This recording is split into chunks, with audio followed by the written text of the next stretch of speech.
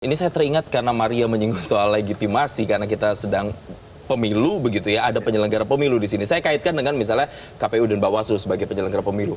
Beberapa hari lalu loh Presiden Jokowi ini menandatangani perpres soal tunjangan untuk Bawaslu. Kalau kita kaitkan dengan legitimasi, seberapa kuat artinya penyelenggara pemilu ini bisa tetap dalam tanda kutip tahan iman begitu, Mas? Di koridornya. Yang dipertanyakan juga sebenarnya kenapa Presiden Jokowi itu menandatangani perpres untuk meningkatkan tunjangan bagi Bawaslu justru di hari-hari ini gitu. Katakanlah kita pakai dua perspektif nih. Perspektif baik sangka adalah dia memberikan apresiasi kepada Bawaslu supaya kerjanya benar.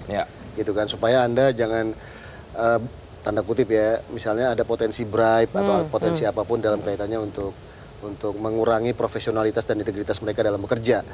Tapi kalau perspektif buruk sangkanya bisa jadi ini semacam tanda kutip ya bribe juga untuk memberikan kepuasan politik ya terhadap mereka, bahwa mereka akan mendapatkan insentif-insentif sedemikian. Tapi saya pikir begini, yang terpenting adalah lagi-lagi pengawasan publik dan sangat efektif loh. Anda ingat ketika Presiden Jokowi di depan Prabowo di Halim beberapa waktu lalu itu menyatakan bahwa dia akan berkampanye misalnya atau mendukung politik mendukung mendukung calon tertentu.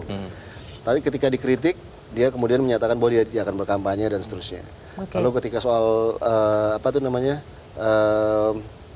bansos pangan ya dikritik, lalu kemudian yang terjadi adalah bansos pangan dihentikan.